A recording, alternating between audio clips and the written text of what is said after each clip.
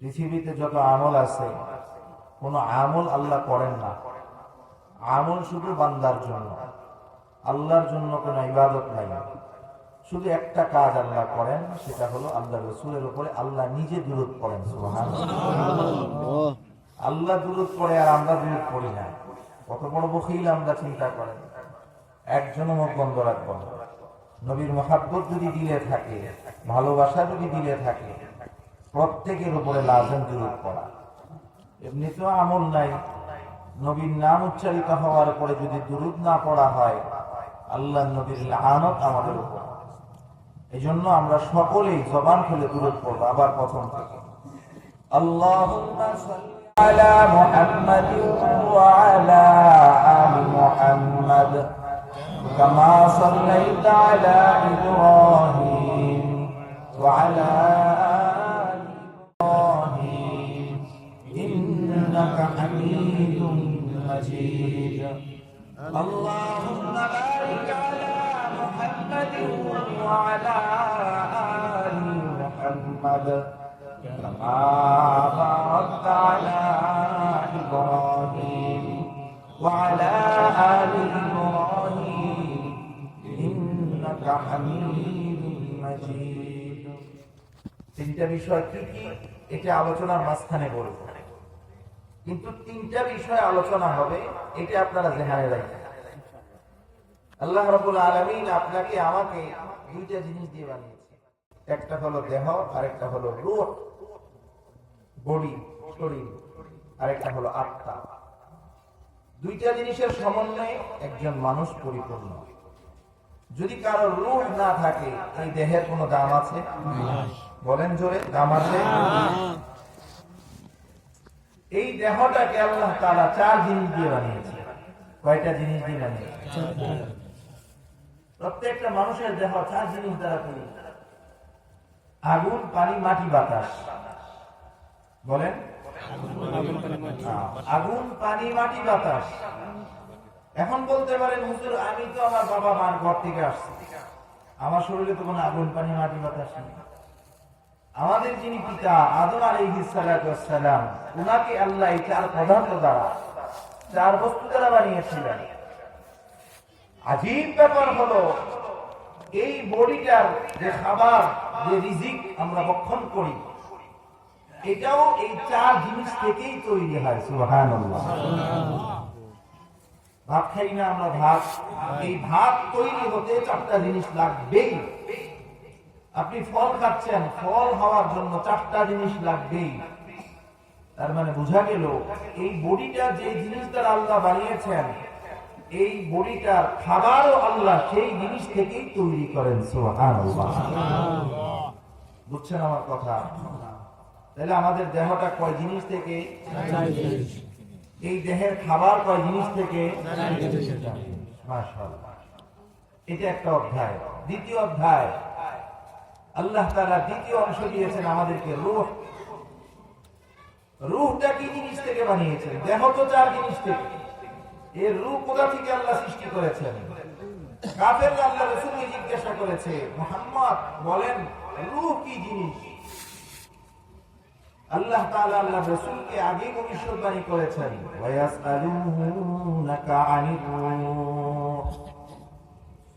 এ মুহাম্মদ, কাফেররা আপনাকে জিজ্ঞাসা করবে, পয়গম্বর আরবি, রূহ কি জিনিস, রূহ কাকে বলা হয়? আপনি তাদের প্রশ্নের জবাব দিবেন, কুলির রূহু মিন আমরি রাব্বি। রূহ হলো আমার রবের একটা হুকুম। রূহ হলো আমার রবের একটা হুকুম। তাহলে বোঝা যায় আমাদের এই বডিটা চার জিনিস থেকে বানাইছে, আর রূহ আল্লাহর হুকুম থেকে সৃষ্টি করেছে। এই বডিটা চার জিনিস থেকে আল্লাহ বানিয়েছে।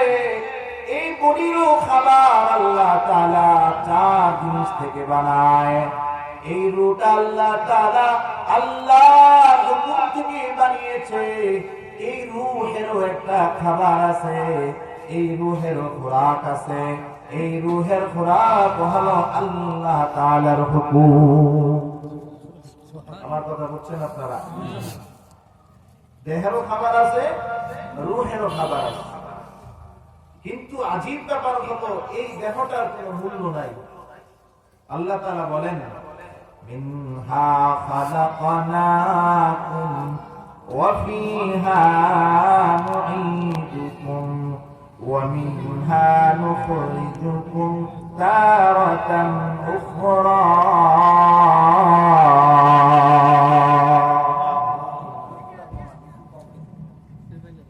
আল্লাহ রাব্বুল আলামিন বলে, হে দুনিয়ার মুসলমান, আমার গোলাম, আমি আল্লাহ তোমাকে মাটি থেকে বানাইলাম। আমি আল্লাহ তোমাকে মাটি থেকে সৃষ্টি করেছি। মিনহা খালাকনাকুম, এই মাটি থেকে আমি তোমাদেরকে বানিয়েছি। ওয়া ফিহা নুঈদুকুম, আবার এই মাটির সাথেই তোমাদেরকে মিশে যেতে হবে। মাটি থেকে বানাইছে, মাটির সাথে আমাদেরকে মিশে যেতে হবে। ঠিক না ভাই? ঠিক বলেন।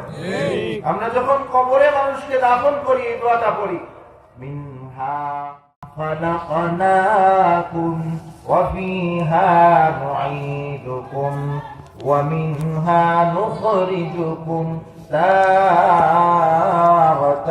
উখরা। এ দুনিয়ার গোলাম, আমি আল্লাহ তোমাকে মাটি থেকে বানাইলাম, আবার এই মাটির সাথে তোমাকে মিশে যেতে হবে। ও মুসলমান, একবার চিন্তা করে দেখেন, এই জমিনের উপরে যদি কোনো খাবারের টুকরা পড়ে থাকে, বিস্কিটের টুকরা পড়ে আছে, চিনির গুঁড়া পড়ে আছে, বলেন তো বেশি সময় লাগে না পিপিলিকা খবর পাওয়ার জন্য? ঠিক না ভাই? আপনি একটা বিস্কিটের টুকরা এখানে ফেলে রাখেন, কিছুক্ষণ পরে দেখবেন পিপিলিকার দল দলে দলে আসা শুরু করেছে। কোনো মাইকিং হয় নাই, কোনো এলান হয় নাই, কোনো পোস্টারিং হয় নাই, সংবাদ ঘোষণা করা হয় নাই এখানে খাবার আছে, কিন্তু অল্প সময়ের ভিতরে পিপিলিকা লাইন ধরে খাবারের জন্য প্রস্তুত হয়ে গেছে। ঠিক কিনা? বুঝেন না আমার কথা? অল্প সময়ের ভিতরে দেখবেন পিপিলিকার দল খাবারের জন্য প্রস্তুত হয়ে গেছে। তাহলে একবার চিন্তা করে দেখেন তো, জমিনের উপরে খাবার থাকলে সময় লাগে না পিপিলিকা খবর পাইতে। খাবার কখন পিপিলিকা চলে আসে কেউ বলতেও পারে না। এই জমিনের উপরের চিত্র যদি হয় এমন, জমিনের নিচে আপনার এই দেহটাকে রাখার সাথে সাথে ওই কবরের মধ্যে পোকামাকড় খাওয়া শুরু করে দিবে। জমিনের উপরেই তো রাখে না অস্তিত্ব, আর জমিনের নিচে রাখার সাথে সাথে কি উপায় হবে আপনার? এই জন্য কিতাবের ভিতরে আছে, জমিনের উপরে থাকতে জমিনের নিচে ফিকির করতে হবে। জমিনের নিচে আমি কিভাবে কাটাবো? আমাকে আল্লাহ তাআলা 50, 60, 70 বছর হায়াত দিয়েছে। এই 60, 70 বছর হায়াত আমি কোন কাজে কাটাবো? এই কাজের পরিণতি আল্লাহ তাআলা আমাকে মৃত্যুর পরে দান করবে। এই জন্য জমিনের উপরে থাকতে জমিনের নিচের ফিকির করা। আমাদের এই জমিনের উপরে যত মানুষ আছে, মানুষের ভিতরে দুনিয়ার চাহাত হলো সবচেয়ে বেশি, দুনিয়ার চাহিদা।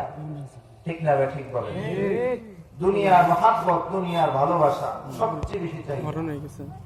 মানুষ রিজিকের জন্য সব করতে পারে, খাবারের জন্য সব করতে পারে। মানুষ মানুষকে মারতেও দ্বিধাবোধ করে না এই টাকার জন্য। ঠিক না? ঠিক। আপনি যদি কিলারকে 1 লাখ টাকা দিয়ে বলেন তাকে খতম করে দে, সে টাকার জন্য মারতে কোনো কি লাগবে না, দ্বিধাবোধ করবে না। ক্ষমতার জন্য মানুষ মানুষকে মারতে দ্বিধাবোধ করে না। বাস্তব না অবাস্তব? আওয়াজে বোঝা যায় মিথ্যা বলতেছি না? বাস্তব না অবাস্তব? আচ্ছা, রিজিক বলতে আমরা কি বুঝি? আমি আমার মূল আলোচনায় যাচ্ছি। ওই যে 3টা বিষয় আলোচনা করব, এক্ষুনি বলছি কোন 3টা বিষয়।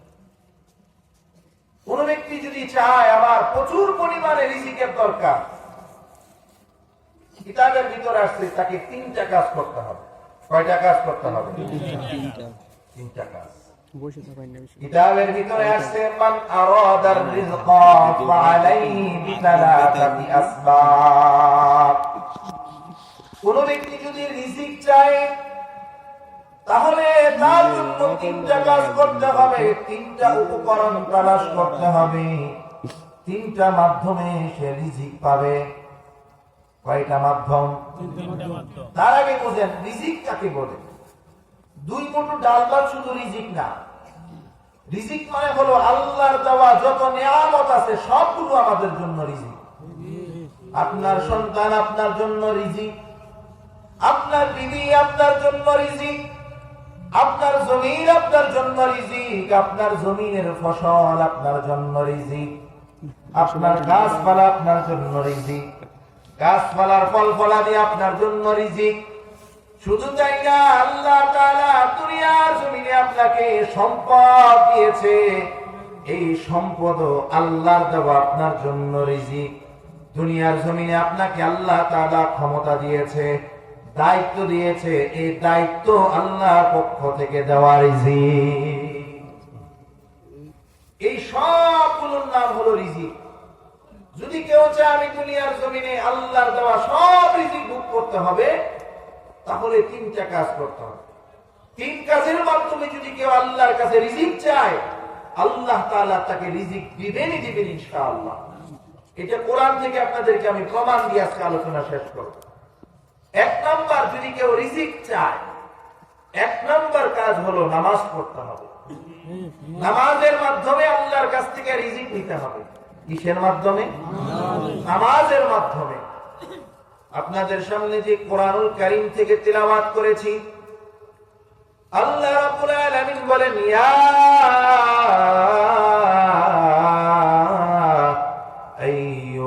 আইয়ুহাল্লাযীনা আমানুস্তাঈনু বিস-সাবরি ওয়াস-সালাহ। আল্লাহ রাব্বুল আলামিন বলে, হে ঈমানদারগণ, তোমরা আমার কাছে দুই জিনিসের মাধ্যমে সাহায্য চাও। এই দুইটার ভিতরে একটা হলো নামাজ। এই নামাজের মাধ্যমে যদি কেউ আল্লাহর কাছে সাহায্য চায়, আল্লাহ তাআলা আল্লাহর বান্দাকে খালি হাতে ফিরান না।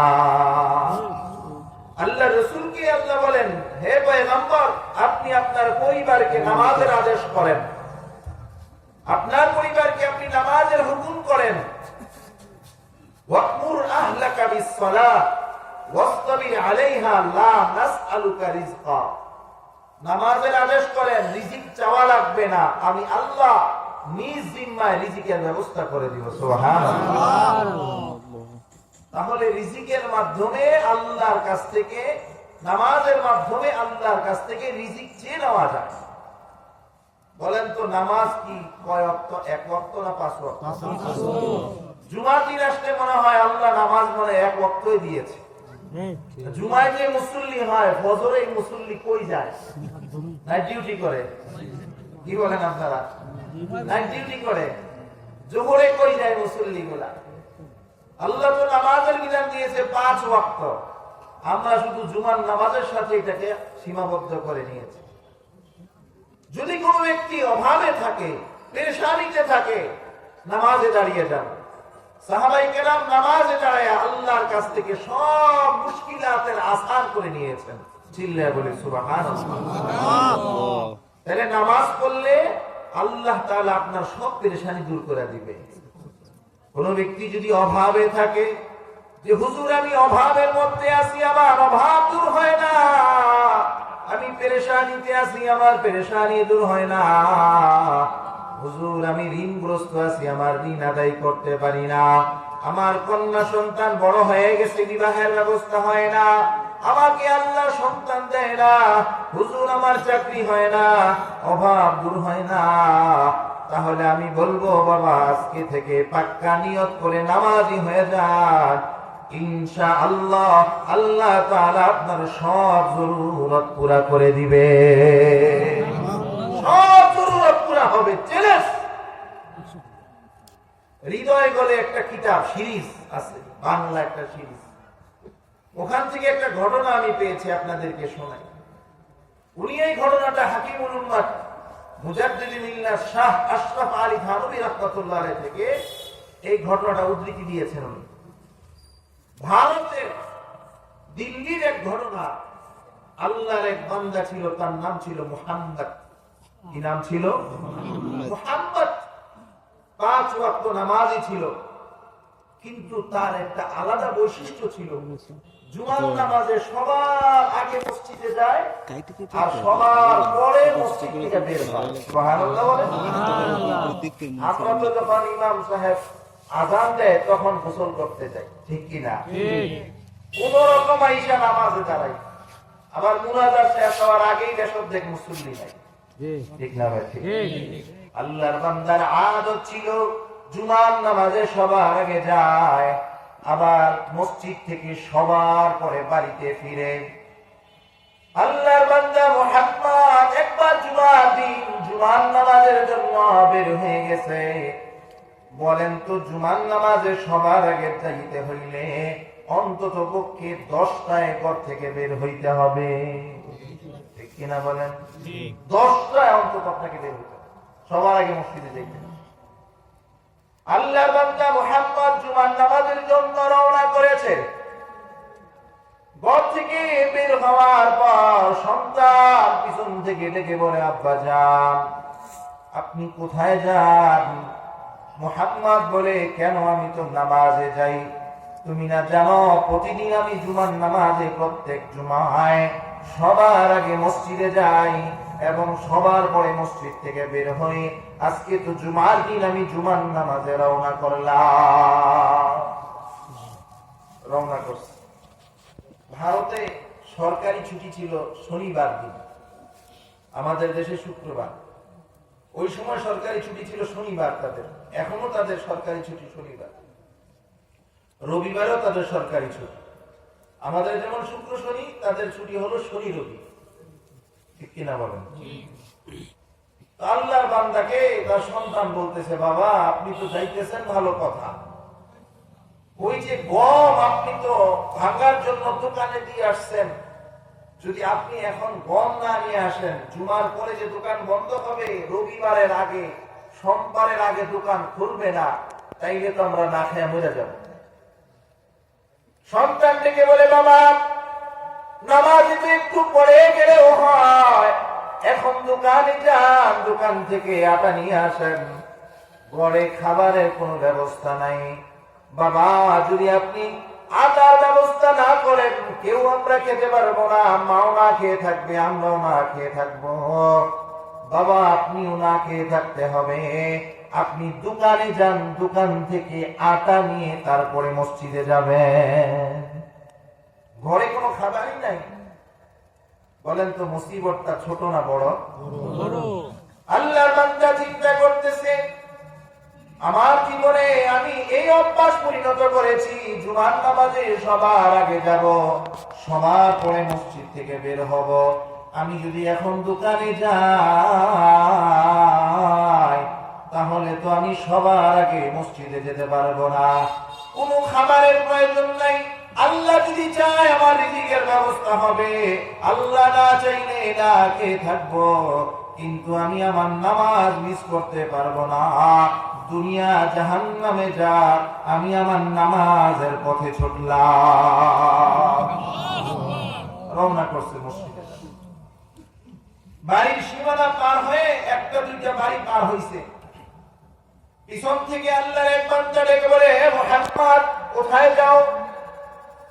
আল্লাহর বান্দা মুহাম্মদ বলে, মসজিদে যাই, নামাজের জন্য যাই। তখন মুহাম্মদকে ডেকে বলে, মুহাম্মদ তোমার যে একটা ঘোড়া আছে, ঘোড়া, এখনই না মোটরসাইকেল গাড়ির ব্যবস্থা, ওই সময় মানুষ চলাচল করত ঘোড়া আরোহণ করে। মুহাম্মদকে ডেকে বলে, মুহাম্মদ তোমার ঘরে যে ঘোড়াটা আছে, এই ঘোড়াটা ছুটে জঙ্গলে চলে গেছে, তুমি যদি এখন এই ঘোড়াটাকে উদ্ধার না করো, না বাঁচাও, তাহলে তোমার ঘোড়াটা বাঘের খাবার হয়ে যাবে, এই ঘোড়াটাকে আর বাঁচাতে পারবে না। মসজিদে একটু পড়ে গেলেও তো হয়, যাও যাও তোমার ঘোড়াটাকে বাঁচাইয়া নিয়ে আস। মুসিবত দেখা দিল কয়টা? কোনটা থেকে কোনটা কম না। একটাই সম্বল ঘোড়া, এটা ছুঁইটা জঙ্গলে চলে গেছে। যদি বেচারা এই ঘোড়া না আনে, তাহলে এই ঘোড়া না থাকলে বাজার সদাই করবে কিভাবে, জঙ্গল থেকে লাকড়ি কাটবে কিভাবে, বড় পরেশান হয়ে গেছে। চিন্তা পড়ে গেছে কি করা যায়। হঠাৎ করে মনে পড়ে গেছে, আহারে আমার জীবনেও তো আমি কখনো আগে ছাড়া পিছনে মসজিদে যাই না, আজকে আল্লাহ আমাকে নিশ্চয়ই পরীক্ষা করতেছে। আমি আমার আমল ঠিক রাখবো, দুনিয়া জাহান্নামে যাক, আমার ঘোড়া যদি আল্লাহ চায় হেফাজত হবে, আর যদি আল্লাহ না চায় আমার ঘোড়া বাঘের খাবার হয়ে যাবে, আমার কোনো আপত্তি না। মসজিদের দিকে রওনা করছে, মসজিদের কাছাকাছি চলে গেছে। এমন সময় আরেকজন আসছে, এসে বলে, মুহাম্মদ কোথায় যাও? মুহাম্মদ বলে, দেখতেছো মসজিদের কাছে চলে আসছি, মসজিদে যাব। ওই আল্লাহর বান্দা ডেকে বলে, মুহাম্মদ একটু পরে মসজিদে গেলেও তো হয়, তোমাকে আমি একটা সংবাদ দেওয়ার জন্য আসছি। কি সংবাদ? কি সংবাদ? বলে, মুহাম্মদ তোমার জমিনটা তো আমার জমিনের পাশের জমিন, আমার জমিনে আমি পানি দিচ্ছি, পানির ব্যবস্থা করেছি, মেশিনের মাধ্যমে জমিনের ভিতরে পানি সেচন করতেছি। যদি তোমার জমিনে পানি দিতে চাও, এক্ষুনি যাও মেশিনওয়ালাকে বলো তোমার জমিনেও যেন পানি দেয়, আর যদি না বলো এই বছর আর তুমি জমিনে ফসল করতে পারবা না। পানি ছাড়া জমিনে ফসল হয় না? আপনাদের দেশে হয় নাকি? এবার চিন্তা করেন, আল্লাহর বান্দা কই যাবে?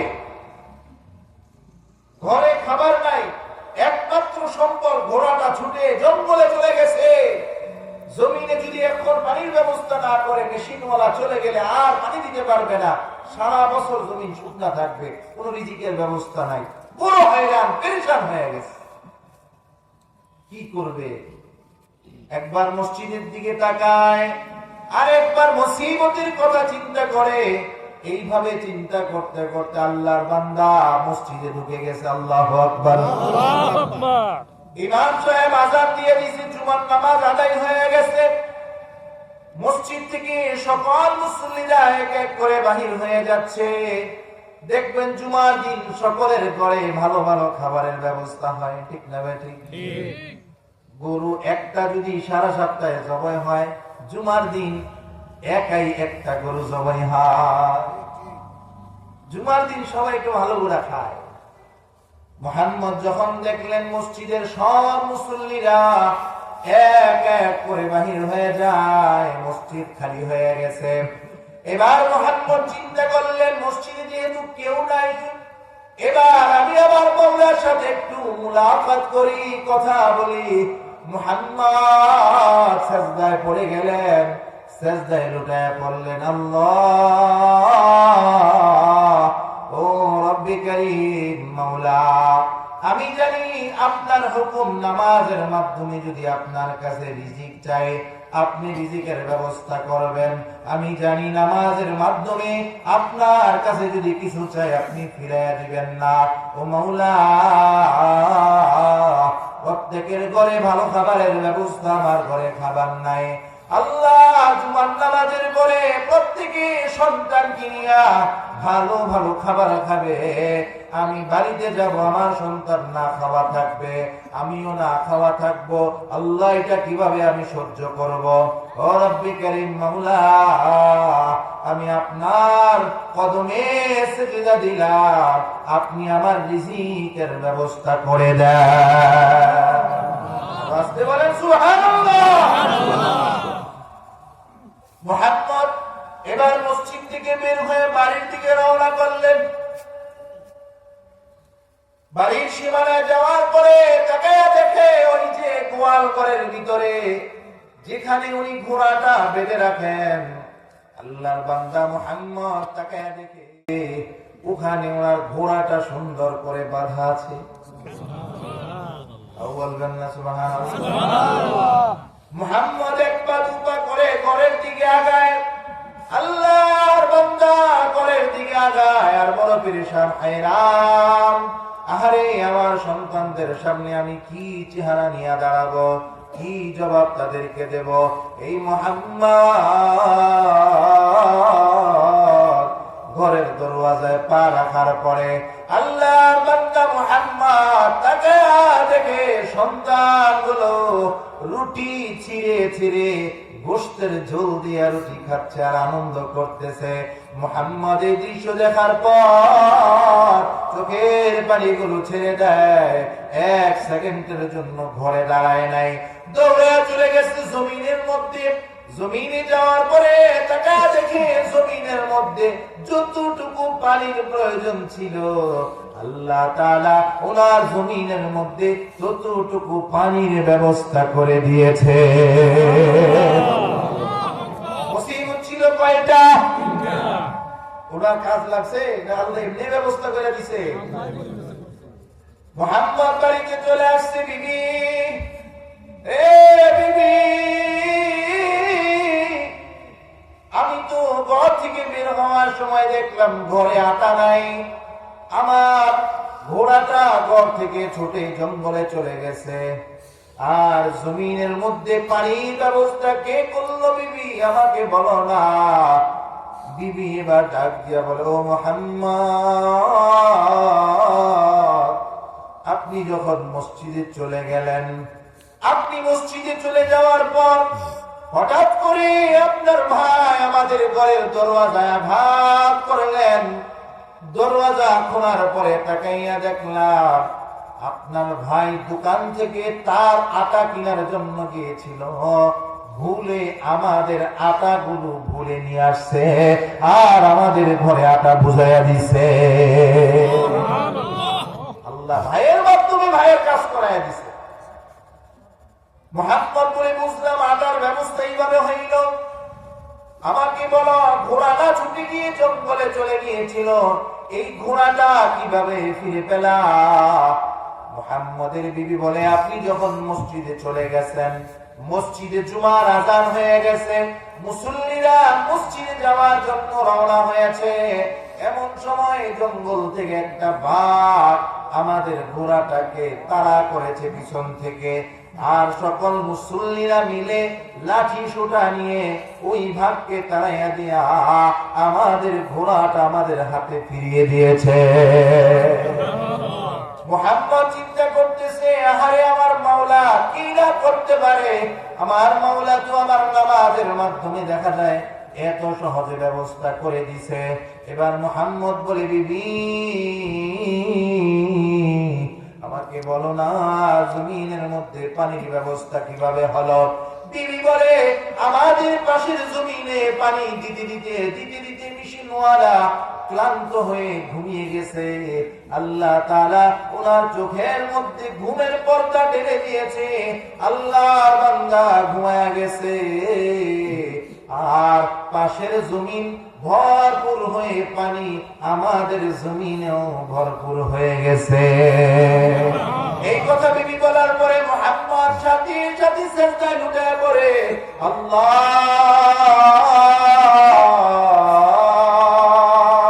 মাওলা,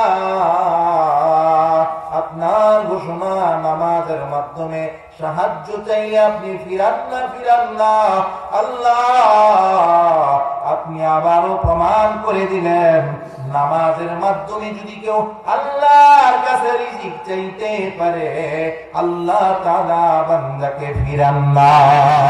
সুবহানাল্লাহ। এই জন্য ভাগ আছে বাবা, হাতে ধরে পায়ে ধরে বলি, নামাজে দাঁড়ায়া যান, আল্লাহর সাথে সম্পর্ক করেন। দুনিয়ার মানুষের কাছ থেকে পাওয়ার জন্য সকাল থেকে বিকাল পর্যন্ত মেহনত করি, তারপরে মাত্র 500 টাকা দেয়, ঠিক না বে ঠিক বলেন? অথচ আমার মাওলা বলে, বান্দা তোমার অভাব আমি আল্লাহর কাছে শেষ রাতে চাও। রাত্র যখন গভীর হয়ে যায়, দুনিয়ার সব যখন বন্ধ হয়ে যায়, হসপিটাল গুলো দেখবেন ডাক্তার শূন্য হয়ে গেছে, বাজার দেখবেন দোকান বন্ধ হয়ে গেছে, লঞ্চ টার্মিনাল বন্ধ হয়ে গেছে, বাস গুলো বন্ধ হয়ে গেছে। আল্লাহ বলেন, বান্দা সব বন্ধ হয়ে যাইতে পারে, লা তাখুযুহু সিনাতুন ওয়ালা নাওম,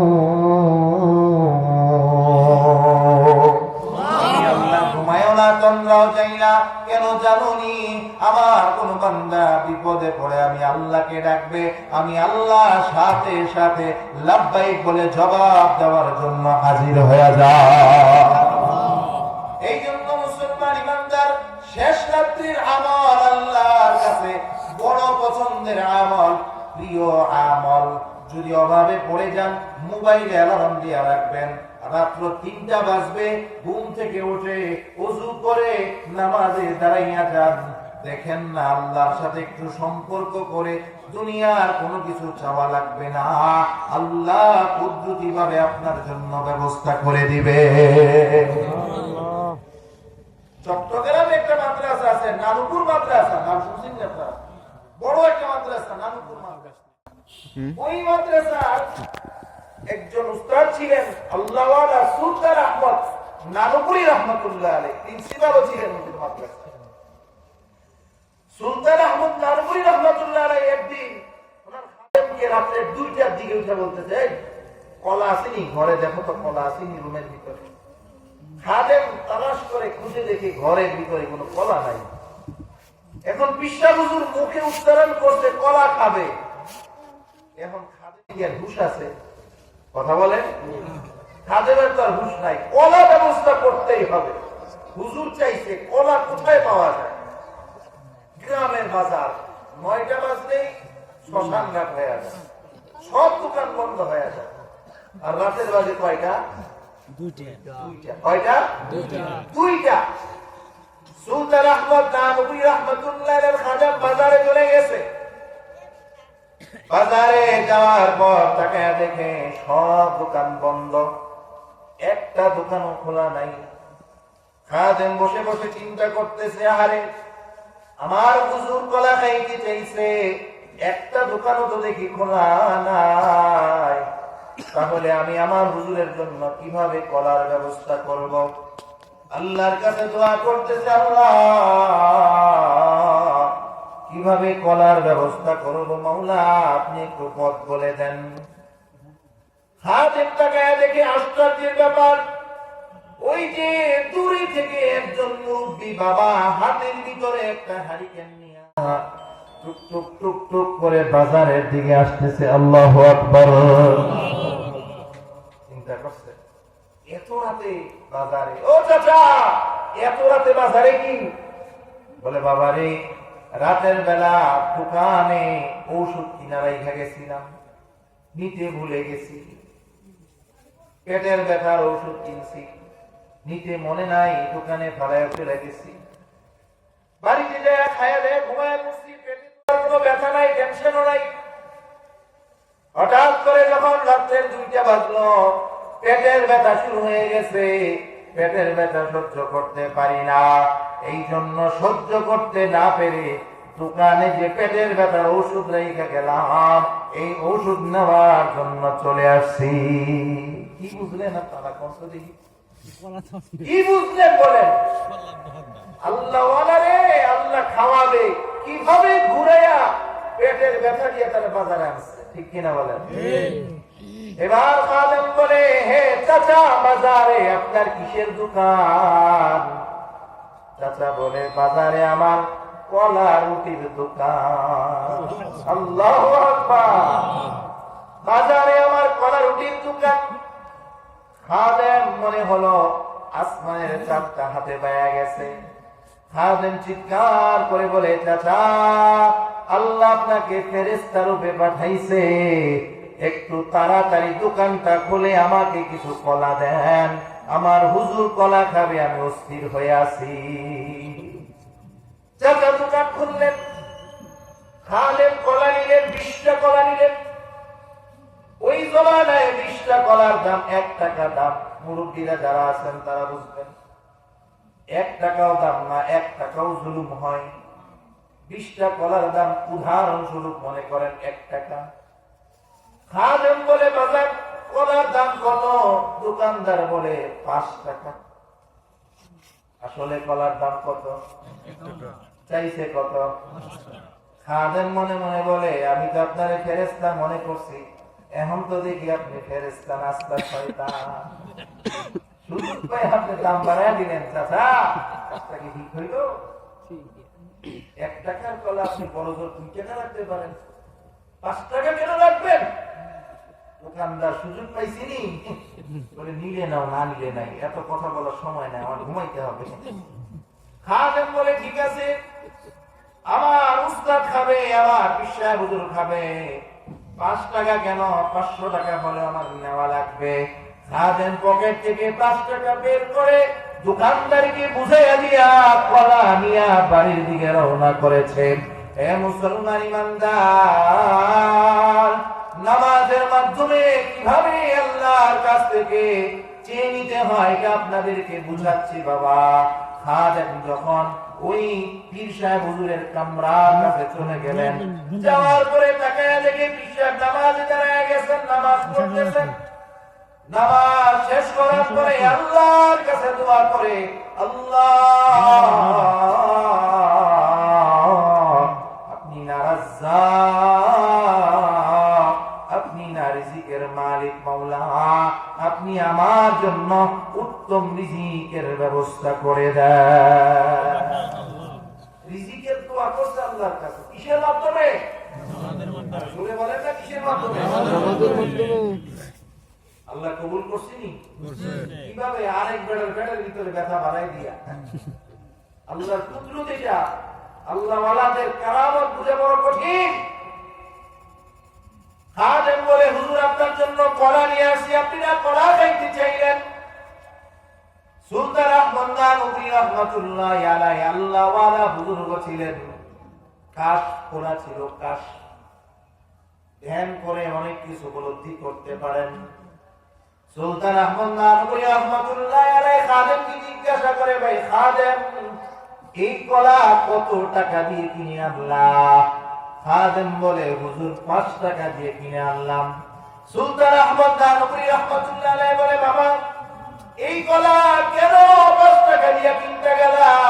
এই কলার দাম তো হলো 1 টাকা, কেন 5 টাকা দিয়ে কলা কিনলা? বাবারে, খাদেম বলে, হুজুর সব দোকান বন্ধ হয়ে যাওয়ার কারণে এক দোকানওয়ালা তার দোকানের মূল্য বাড়িয়ে দিয়েছে, দোকানের মালের দাম বাড়িয়ে দিয়েছে, বাধ্য হয়ে 1 টাকার কলা 5 টাকা দিয়ে কিনতে হয়েছে।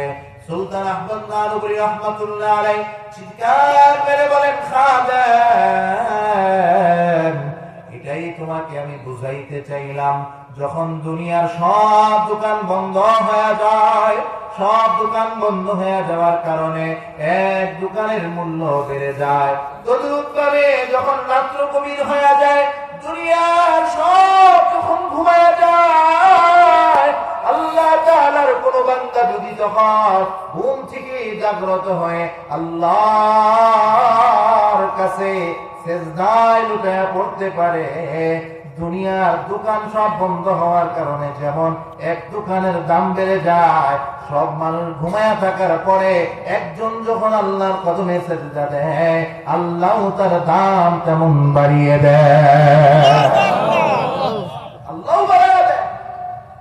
এই জন্য অভাবে আছেন বাবা, পেরেশানিতে আছেন, ঋণগ্রস্ত আছেন, যত অভাব আছে,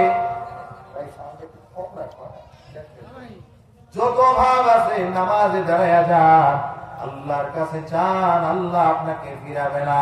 আল্লাহ এটাই বলেছে, ইয়া আইয়ুহাল্লাযীনা আমানুস্তাঈনু বিস-সাবরি ওয়াস-সালাহ মান আরাদার রিজকা ফাআলাইহি বিসালাসাতি আসবাব। কোন ব্যক্তি যদি আল্লাহর পক্ষ থেকে নিয়ামত পাইতে চায়, রিজিক তালাশ করে 3টা কাজ করা লাগবে। 1 নাম্বার হলো নামাজের মাধ্যমে চাওয়া লাগবে। কয়টা গেল? জোরে বলেন, একটা। নামাজের মাধ্যমে আল্লাহর কাছ থেকে রিজিক চাওয়া লাগবে। 2 নাম্বার, আল্লাহ তাআলা কোরআন কারীমের ভিতরে বলেন, ফাকুল তুস্তাগফিরু রাব্বাকুম ইন্নাহু কানা গফফারা। আল্লাহ বলেন, হে দুনিয়ার গোলাম, তোমার রিজিকের অভাব, আমি আল্লাহর কাছে বেশি বেশি ইস্তেগফার করো, আমি আল্লাহ তোমার রিজিকের ব্যবস্থা করে দিব। আল্লাহর কাছ থেকে রিজিক চেয়ে নেওয়ার 2 নম্বর মাধ্যম হলো ইস্তেগফার। বলেন কি? আওয়াজ করে বলেন। 1 নাম্বার কি? নামাজ। 2 নাম্বার কি? ইস্তেগফার। হুজুর ইস্তেগফার মানে কি? ইস্তেগফার মানে হলো আল্লাহর কাছে ক্ষমা চাওয়া। আস্তাগফিরুল্লাহ, আস্তাগফিরুল্লাহ, আস্তাগফিরুল্লাহ, আস্তাগফিরুল্লাহ। জবানে বলবো আল্লাহ আমি আপনার কাছে ক্ষমা চাই, দিলে বলবো আল্লাহ এই আসমানের নিচে জমিনের উপরে আমার চাইতে বড় গুনাহগার আর কেউ নাই। আল্লাহ আমার সন্তান যদি আমার গুনাহ সম্পর্কে জানে, আমাকে বাবা বলে পরিচয় দেবে না। আমার বিবি যদি আমার গুনাহ সম্পর্কে জানে, আমাকে স্বামী বলে পরিচয় দেবে না। আমার মা যদি আমার গুনাহ সম্পর্কে জানে, আমাকে সন্তান বলে পরিচয় দেবে না। আমার বাবাও সন্তান বলে পরিচয় দেবে না। আমার ছাত্ররা আমাকে উস্তাদ বলে পরিচয় দেবে না। আমার মুসল্লিরা যদি আমার গুনাহ সম্পর্কে জানে, আল্লাহ আমাকে ইমাম বলে পরিচয় দেবে না। আল্লাহ আমি সবচেয়ে বড় গুনাহগার। আস্তাগফিরুল্লাহ, আস্তাগফিরুল্লাহ, আস্তাগফিরুল্লাহ। বেশি বেশি ইস্তেগফার করা পারবো তো ইনশাআল্লাহ? ইনশাআল্লাহ। ইস্তেগফার নবীজি প্রতিদিন সর্বনিম্ন 100 বার করতেন। কয়শো বার? 100 বার। বলেন তো নবীর কোনো গুনাহ আছে? না। আমাদের নবী নিষ্পাপ, মাসুম, ওনার কোনো গুনাহ নাই, আগেও নাই পিছেও নাই, কোনো গুনাহ নাই। উনি যদি 100 বার করে আমাদের কয় লক্ষ বার করার দরকার, ঠিক কিনা বলেন? এই জন্য যদি বেশি বেশি ইস্তেগফার করি, আল্লাহ তাআলা যত অভাব আছে, যত পেরেশানি আছে, যত প্রয়োজন আছে, আল্লাহ সব আসান করে দিবে। সুবহানাল্লাহ। তাফসীরের কিতাব খুলেন, তাফসীরে মাযহারি একটা চমৎকার উদাহরণ দিয়েছেন। তাফসীরে মাযহারির ভিতরে আসছে আল্লাহর এক বান্দা হাসান বসরি রাহমাতুল্লাহি আলাইহির কাছে আসছে, এইসা বলে ও হাসান, আমাদের এলাকায় বৃষ্টি হয় না, একটু বৃষ্টির ব্যবস্থা করে দেন। বলেন তো বৃষ্টি দেওয়ার মালিক কি? আল্লাহ। জোরে বলেন কে? বৃষ্টি দেওয়ার মালিক হলেন আল্লাহ। ওয়াহুয়াল্লাযী আনজালা মিনাস সামাই মাআ, তিনি হলেন সেই সত্তা যিনি আসমান থেকে পানি বর্ষণ করেন। হাসান বসরি রাহমাতুল্লাহ আলাইহি বলেন, হে আল্লাহর বান্দা, আমি তোমাকে একটা আমল শিখিয়ে দেই, যে আমল করলে আল্লাহ আসমান থেকে বৃষ্টি নাজিল করবে। আসতে বলেন এই আমলটা জানার দরকার আছে নি আমাদের? আমাদের জমিনেও অনেক সময় শুকায়া যায়, বৃষ্টি হয় না। কোরআনুল কারীম থেকে এই ঘটনা আমরা পাই। হাসান বসরি রাহমাতুল্লাহি আলাইহি আমল বাতলায়া দিলেন যে বেশি বেশি ইস্তেগফার পড়ো। আস্তাগফিরুল্লাহ, আস্তাগফিরুল্লাহ, আস্তাগফিরুল্লাহ, আস্তাগফিরুল্লাহ। বেশি বেশি ইস্তেগফার পড়ো, আল্লাহ রিজিকের ব্যবস্থা করে দিবে। বলবো ইনশাআল্লাহ? ইনশাআল্লাহ। হাসান বসরি রাহমাতুল্লাহি আলাইহির কাছে আরেকজন আসলেন।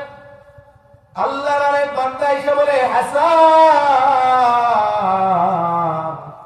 আমি বড় ভাবি, আমার কোনো টাকা নাই, পয়সা নাই, আমি বাজার করার মতো টাকা নাই, আমি ঋণগ্রস্ত, বাড়ি করার মতো টাকা নাই, জমি কেনার মতো টাকা নাই, আমার মতো ভাবি আর কেউ নাই।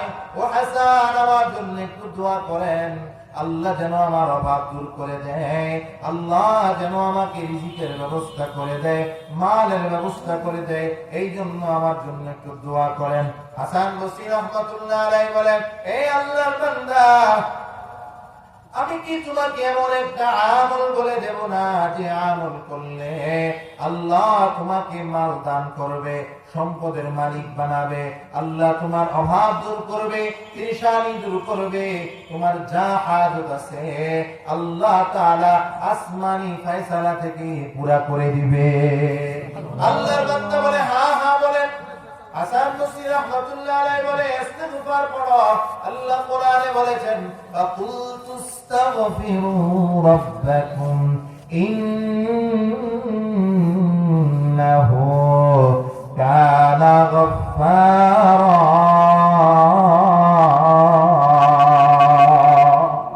আল্লাহ বলে বান্দা ইস্তিগফার পড়ো, ইস্তিগফার পড়ো, বেশি বেশি আমি আল্লাহর কাছে মাফ চাও। আমি আল্লাহ হলাম সবচেয়ে বড় ক্ষমাশীল। সমস্যা নিয়ে আসছে কয়টা? জোরে বলে দুইটা। আসমান থেকে বৃষ্টি হয় না। 2 নাম্বার, টাকা পয়সা নাই, অভাবী, সম্পদ নাই। সমস্যা দুইটা, সমাধান কয়টা? একটা, ইস্তেগফার। দেখেন না ডাক্তারের কাছে গেলে কি হয়েছে? ও জ্বর হয়েছে, না পাখান। কি হয়েছে? ঠান্ডা হয়েছে, না পাখান। কি হয়েছে? পা ব্যথা, না পাখান। যাই হয় একটা ওষুধ, না পাখান। হাসান বসরি রাহমাতুল্লাহির কাছে আসে আল্লাহর বান্দা, বৃষ্টি হয় না, উনি আমল বলে দিলেন ইস্তিগফার পড়ো। ওনার কাছে আসে হাসান, টাকা নাই, পয়সা নাই, সম্পদ নাই, উনি আমল বলে দিলেন ইস্তিগফার পড়ো। আল্লাহু আকবার, আল্লাহু আকবার। আল্লাহর আরেক বান্দা চলে আসছে, আরেকজন এসে বলে হাসান আমার সন্তান হয় না, আমার জন্য একটু দোয়া করেন না, আল্লাহ যেন আমাকে একটা সন্তান দেয়। সন্তান দেওয়ার মালিক কে? আল্লাহ। সন্দেহ আছে? কোন পীর সন্তান দিতে পারবে? কোন মাজার সন্তান দিতে পারবে? আল্লাহ বলেন ইয়াহাবু লিমান ইয়াশাউ ইনাসাউ ওয়া ইয়াহাবু লিমান ইয়াশাউ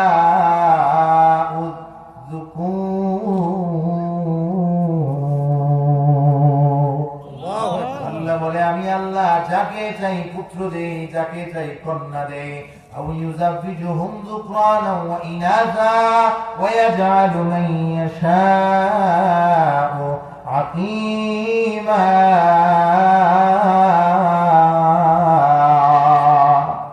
আল্লাহ বলে যাকে আমি চাই ছেলে দেই, যাকে চাই মেয়ে দেই, আবার চাইলে আমি আল্লাহ বন্দাও বানায়া দিতে পারি। সন্তান দেওয়ার মালিক কে? আল্লাহ। হযরত জাকারিয়া আলাইহিস সালাতু ওয়াস সালামের নাম শুনছেন কি আপনারা? উনি একবার বাইতুল মুকাদ্দাসের মিম্বারে কামরার ভিতরে ঢুকছেন।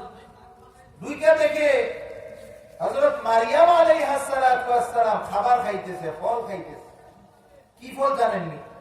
মৌসুমী ফল না, অমৌসুমী ফল মৌসুমের মধ্যে খাচ্ছে।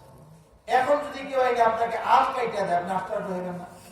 আরে এখন তো আমের সিজন না, আম কই পাইলা? ঠিক না বেঠিক? এখন তো কাঁঠালের সিজন না। যেই ফল যেই মৌসুমের, ওই ফল যদি অন্য মৌসুমে পাওয়া যায়, আশ্চর্য হবে কি হবে না বলেন? জাকারিয়া আলাইহিস সালাতু ওয়াস সালাম যখন মারিয়াম আলাইহিস সালাতু ওয়াস সালামের কাছে আসলেন, দেখতেছেন মারিয়াম আলাইহিস সালাতু ওয়াস সালাম এমন এমন খাবার খাচ্ছেন যেগুলো এই মৌসুমের খাবার না, এগুলো আগেরকার মৌসুমের খাবার। জাকারিয়া আলাইহিস সালাতু ওয়াস সালামের বয়স হয়ে গেছে 90।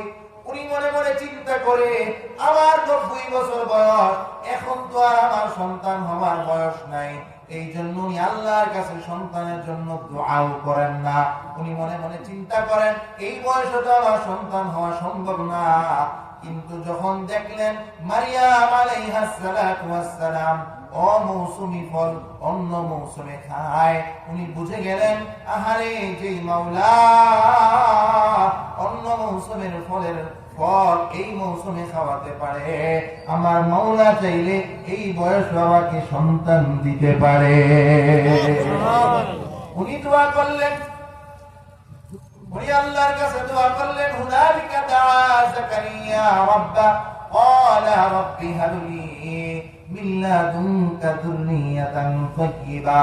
আল্লাহ আমাকে একটা নেককার সন্তান দান করেন। নেক সন্তান আল্লাহর কাছে চায় নেওয়া, এটা ইব্রাহিম আলাইহিস সালাতু ওয়াস সালামের সুন্নাত, জাকারিয়া আলাইহিস সালাতু ওয়াস সালামের সুন্নাত।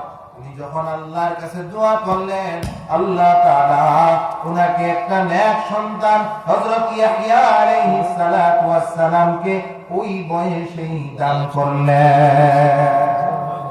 সুবহানাল্লাহ বলবেন না? সুবহানাল্লাহ। তাহলে এই সাউন্ড জাকারিয়া আলাইহিস সালাতু ওয়াস সালামকে আল্লাহ বৃদ্ধ বয়সে সন্তান দিচ্ছেন। সন্তান দেওয়ার মালিক কে? আল্লাহ। জোরে বলেন কে? আল্লাহ।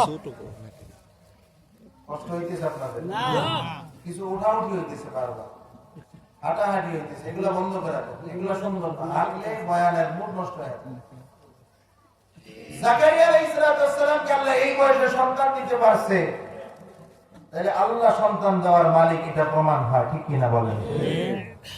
হযরত হাসান বসরি রাহমাতুল্লাহ আলাইহির কাছে বলে, হাসান আমার জন্য একটু দোয়া করেন, আল্লাহ যেন আমাকে একটা সন্তান দান করে। হাসান বসরি বলে, আমি কি তোমাকে এমন একটা আমল শিখিয়ে দেব যে আমল করলে আল্লাহ তোমাকে সন্তান দিবে? হাসান বসরি বলে, আল্লাহর দরবারে বেশি বেশি ইস্তেগফার পাঠ করো। সুবহানাল্লাহ। সমস্যা তিনটা, সমাধান কয়টা? চাইলেন বৃষ্টি, দিলেন ইস্তেগফারের আমল। অভাবে আছে, চাইলেন দোয়া, দিলেন ইস্তেগফারের আমল। সন্তান হয় না, আল্লাহর কাছে দোয়া চাইলেন, আমল দিলেন ইস্তেগফারের আমল। সমস্যা তিনটা, সমাধান একটা। মুরিদারা বলে, হুজুর বুঝলাম না, তিন সমস্যা, সমাধান তো হবে তিনটা, আপনি তো দিলেন একটা, ব্যাপারটা কি? হাসান বসরি রাহমাতুল্লাহ আলাইহি বলে, হে আমার মুরিদেরা, এই সমাধান তো আমি হাসান দেই নাই, এই সমাধান আমার আল্লাহ কোরআনুল কারীমের ভিতরে দিয়েছেন। আল্লাহ তাআলা বলেন, ফাকুলতুস্তাগফিরু রাব্বাকুম ইন্নাহু কানা গাফফারা।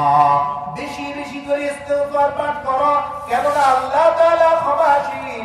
এ দুনিয়ার মুসলমান, কোন ব্যক্তি যদি গুনাহ করতে করতে করতে করতে আসমান পর্যন্ত তার গুনাহ হয়ে যায়, আল্লাহর নবী বলেন, লাউ বালাগাত যুনুবুকা আলানাস সামা, কোন ব্যক্তির গুনাহ যদি আসমান পর্যন্ত হয়ে যায়, তুম্মাস্তাগফারতানি, অতঃপর আল্লাহর বান্দা যদি আমি আল্লাহর কাছে ইস্তেগফারের আমল করে আমি আল্লাহর কাছে মাফ চাই, আল্লাহ আমি গুনাহগার, আপনি না গফফার, আল্লাহ আমি গুনাহ করতে পছন্দ করি, আপনি গুনাহ মাফ করতে ভালোবাসেন, আল্লাহ আমি গুনাহ করেছি, নাফরমানি করেছি, মাওলা আপনি না গফফার, আপনি না রহমান, আপনি না রহিম, আল্লাহ আমার জিন্দেগীর গুনাহগুলো মাফ করে দেন।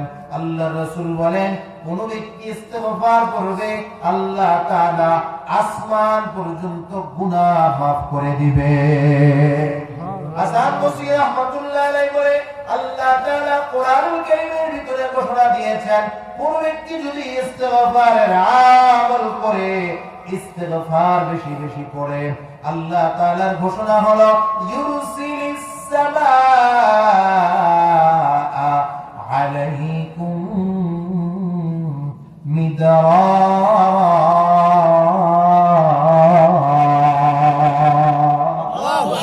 আল্লাহ রাব্বুল আলামিন বলে, হে দুনিয়ার মুসলমান, আল্লাহর গোলাম, যদি কোন ব্যক্তির বৃষ্টির প্রয়োজন হয়, আমি আল্লাহর কাছে ইস্তেগফার কর, আমি আল্লাহ তোমার জন্য আসমানি সাহায্য, আসমানি রিজিক, বৃষ্টির ব্যবস্থা করে দিব।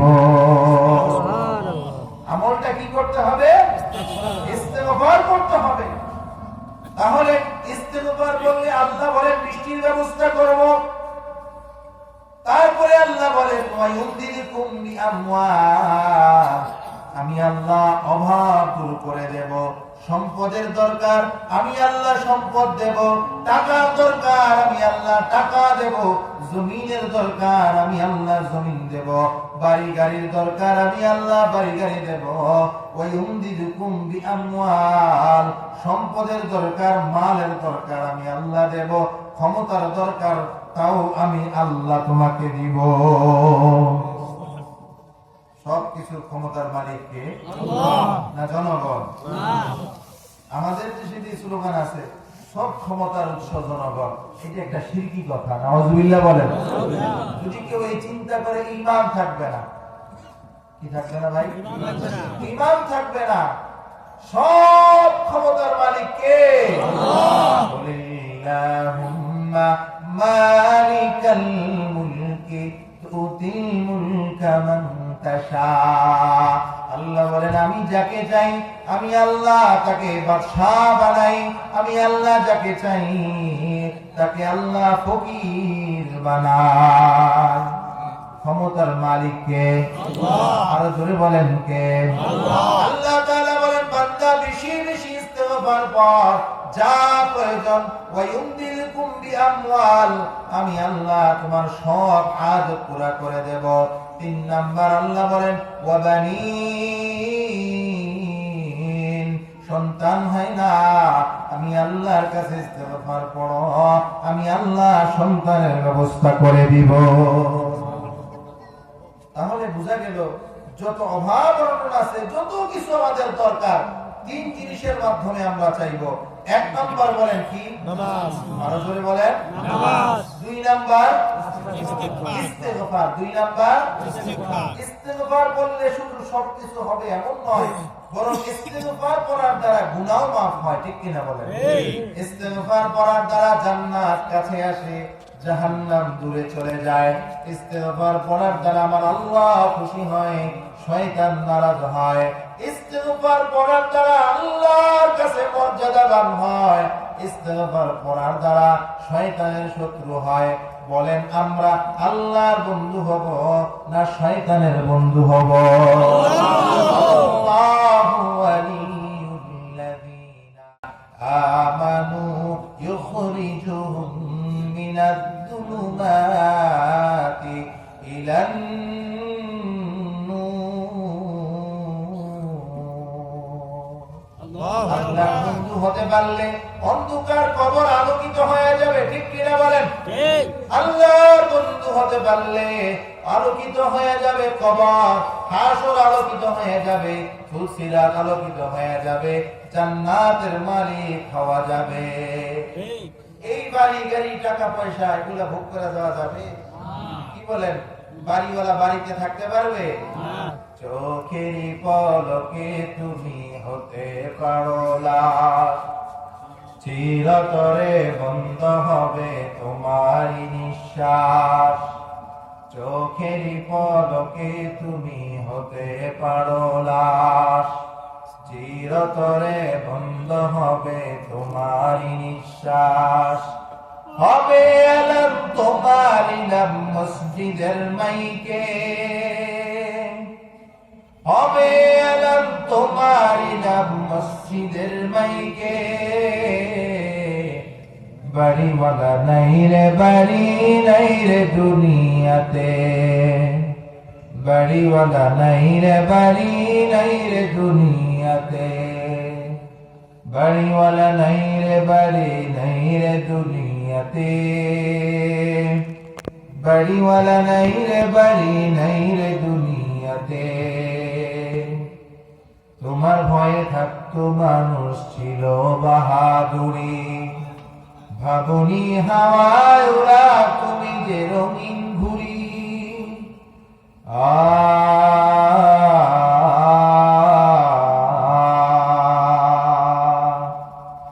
তোমার ভয়ে থাকতো মানুষ ছিল বাহাদুরি, ভাবনি হাওয়ায় ওরা তুমি যে রঙিন ঘুড়ি। সুতোয় টান দিলে বাড়ি,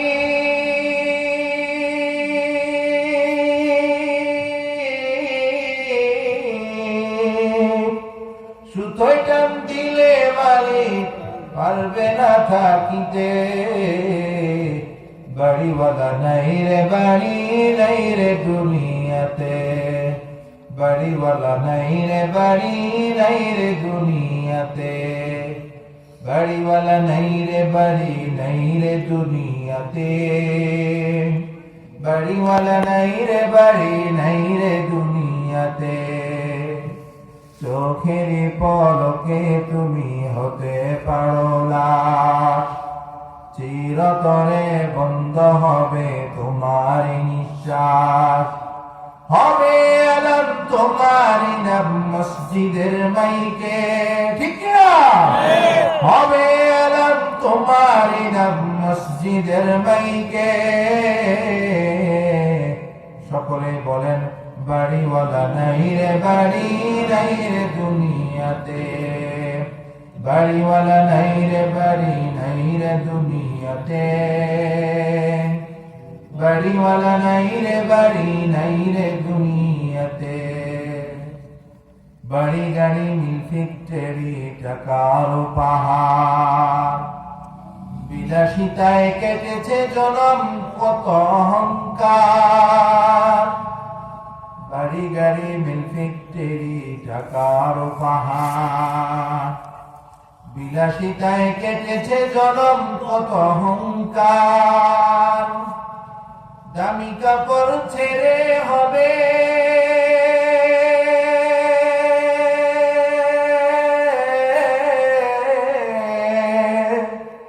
দামি কাপড় ছেড়ে হবে সাদা কাফন পরিতে। বাড়িওয়ালা নাই রে বাড়ি নাই রে দুনিয়াতে, বাড়িওয়ালা নাই রে বাড়ি নাই রে দুনিয়াতে, বাড়িওয়ালা নাই রে বাড়ি নাই রে দুনিয়াতে, বাড়িওয়ালা নাই রে বাড়ি নাই রে দুনিয়াতে। চোখেরই পলকে তুমি হতে পারো লাশ, চিরতরে বন্ধ হবে তোমারই নিঃশ্বাস। হবে এলান তোমারই নাম মসজিদের মাইকে, হবে এলান তোমারই নাম মসজিদের মাইকে। বাড়িওয়ালা নাই রে বাড়ি নাই রে দুনিয়াতে, বাড়িওয়ালা নাই রে বাড়ি নাই রে দুনিয়াতে, বাড়িওয়ালা নাই রে বাড়ি নাই রে দুনিয়াতে। কষ্ট হয় আপনাদের? এই স্বাদের বাড়ি ঘর ভোগ করতে পারবো আমরা? বলেন তো, ভোগ করা যাবে? বাড়ির জায়গায় বাড়ি পড়ে থাকবে, জমিনের জায়গায় জমিন পড়ে থাকবে, আপনি আমি জমিনের উপরে থাকতে পারবো না। ও মুসলমান ইমানদার, যখন মালাকুল মউত আজরাইল সামনে চলে আসবে, আজরাইল কিন্তু ঘুষ খায় না। দুনিয়ার জমিনে টাকা হলে অনেক জায়গা থেকে ছাড়া পাওয়া যায়, কিন্তু টাকা হলে আজরাইলের হাত থেকে কখনো ছাড়া পাওয়া যায় না।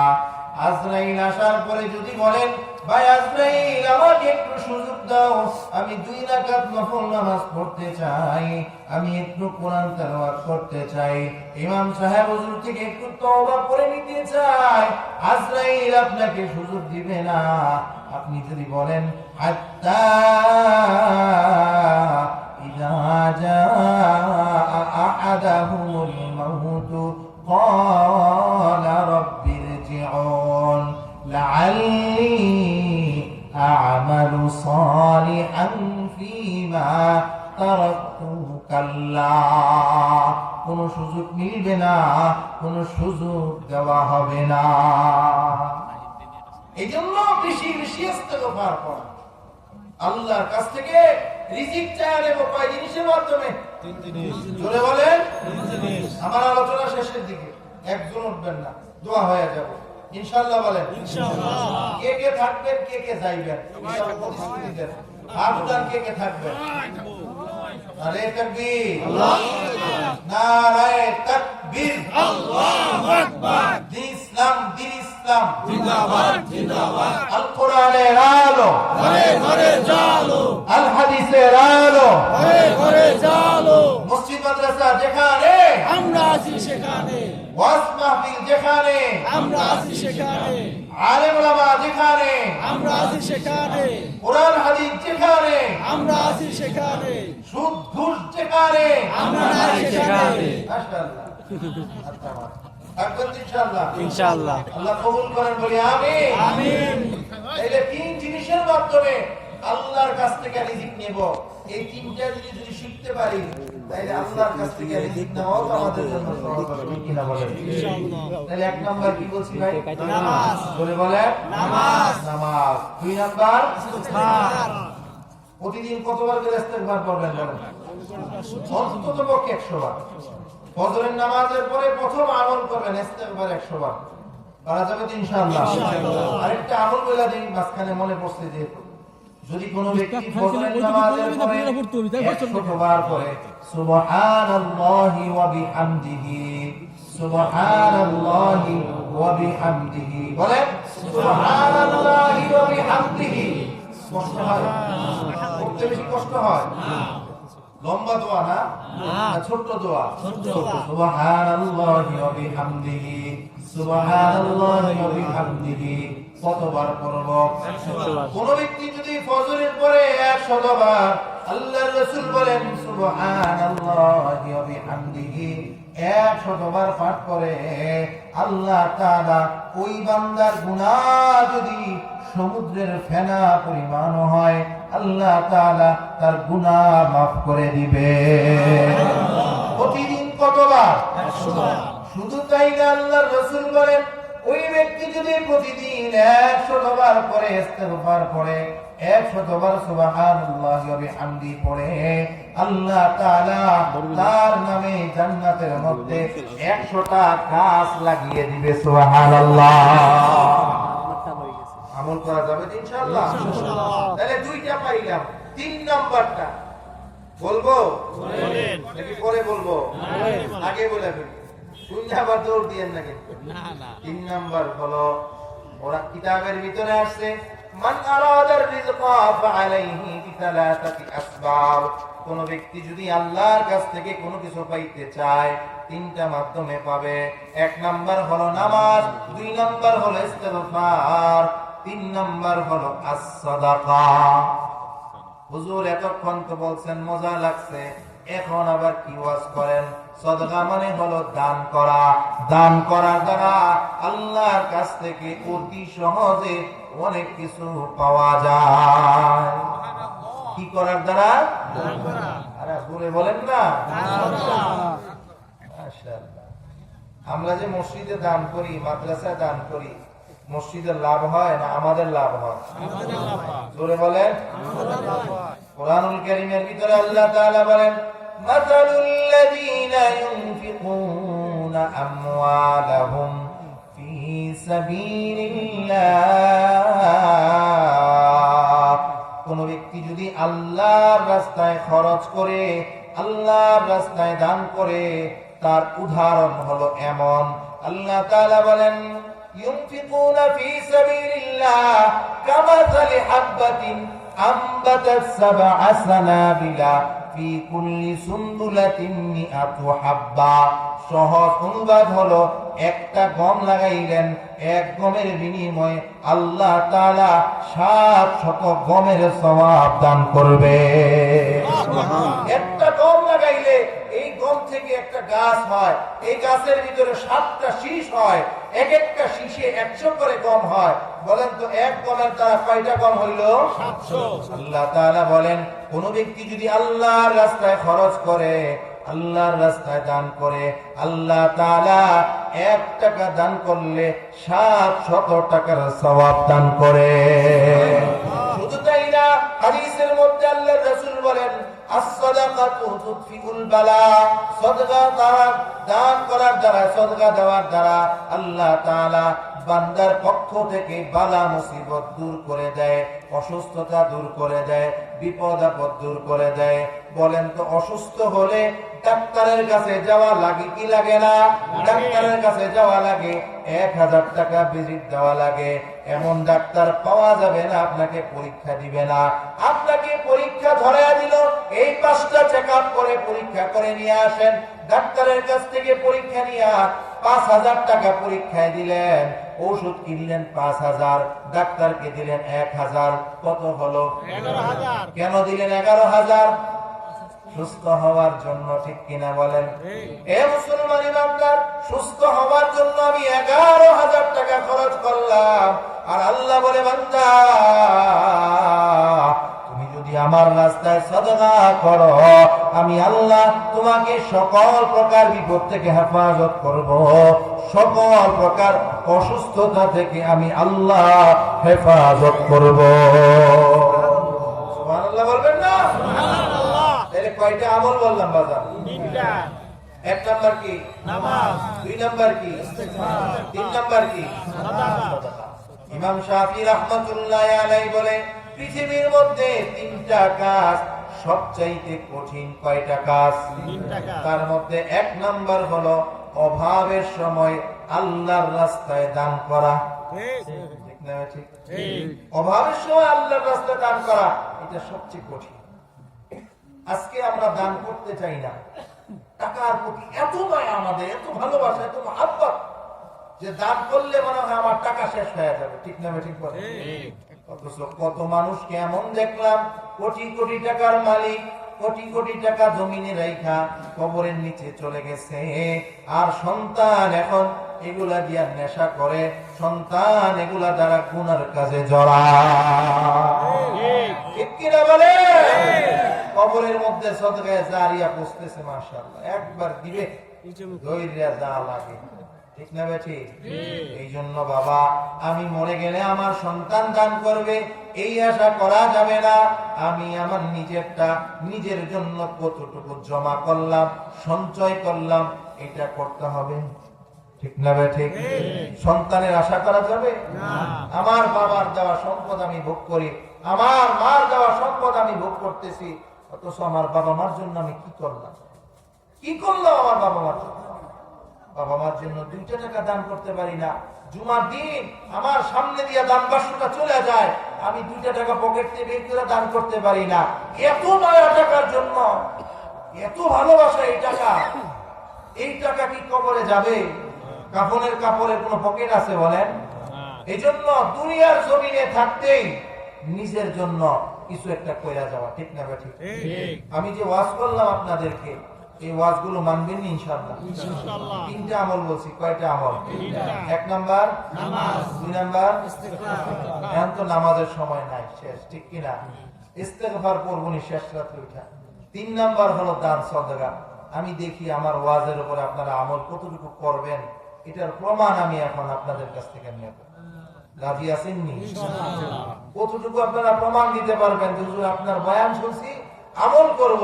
এই জন্য আমি চাই 10 জন সাহাবী এমন আছে যারা জান্নাতের সার্টিফিকেট পাইছে।